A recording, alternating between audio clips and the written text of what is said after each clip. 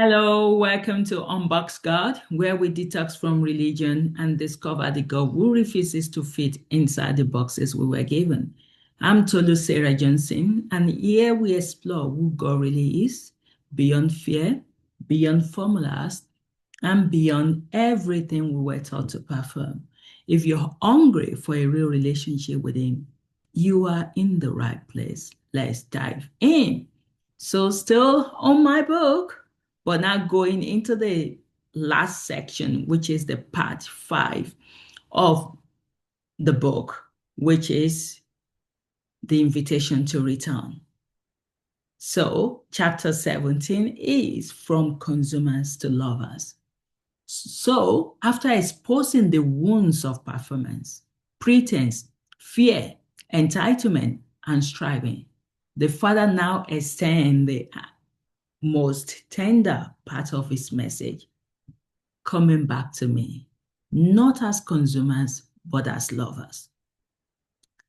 This chapter begins the return, the shift, the homecoming. The Father is no longer confronting, he's welcoming. He's opening his arm wide to children who finally see him clearly, who finally see him in a way that he doesn't feel used no longer, but he's now, and we now see him as a father. For many years, Christians like me, we related to God in a consumer mode, approaching him for what he can give, not for who he is. They asked much, sought much, demanded much, expected much, used much, like we've laid down in the previous chapters, but gave little of their heart in return. And this is what this part is all about. The invitation to return to love, to move from consumption to communion, from using God to knowing him, from obligation to affection. The Father does not condemn his children for being consumers. He understands why it happened. Religion trained people to approach God when they needed something, pray only in crisis, activate blessings, follow formulas, bargain for breakthroughs, treat obedience as leverage, treat prayer as transaction. The result, the generation who are familiar with God's gift, but strangers to his heart. That's what he's created. A generation of people who are familiar with God's gift, but strangers to his heart. And what are the characteristics of a consumer Christianity? Measure God by what he gives. Approach him only when they lack. Expect him to fix everything. Feel betrayed when he says not yet. Stay distant unless they need help. Treat blessings as right, not gift. Worship for reward, not relationship. Consumers want comfort, protection, financial increase, miracles, open doors, divine rescues. But you're not guaranteed all of that. But lovers just want him. Papa says this, my children love my works more than they love me. So, where do you belong? Do you still want to stay in wanting him for what he can offer, or you want to move into loving him for not what you could get from him, but because you want to build an intimate relationship with him? Becoming a lover is not about trying harder, because I've not tried harder. Actually, since walking away from religion, I've tried lesser, but I've had a better relationship. It's about awakening. It's what happens when fear melts, striving ends, masks fall, entitlement breaks, surrender deepens, transparency begins. This is why part 4 follows part 1 and 3. Once The wounds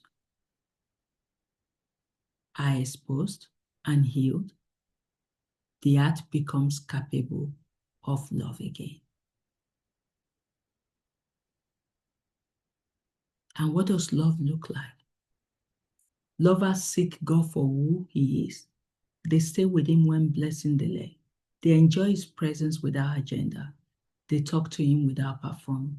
They obey when no one is watching. They treasure His whispers. They prioritize intimacy over answers. They serve without expectation. They walk with Him daily. They stay faithful in silence. Lovers don't need loud passion. They need consistent affection. And Papa says, a lover's loyalty moves me more than a consumer's demand. So, moving from spiritual consumption to companionship is the shift that God is expecting us from. And it's a shift to lover like a rebirth, not like when you become saved. It's a reorientation. It's a rediscovery of the original design. From asking to adoring. The consumer says, give me. The lover says, you have already given me yourself. From panic prayer to daily conversation. The consumer prays in crisis. The lover prays in communion. From blessing to becoming. The consumer seeks external change. The lover seeks internal transformation. From performance to presence. The consumer performs to feel accepted. The lover rests in acceptance already given. From taking to trusting. The consumer takes what they want. The lover trusts what God chooses. This shift can't be forced. It is the fruit of healed identity, restored trust, deep surrender, consistent transparency, divine intimacy. So, returning to the relationship God intended from the beginning,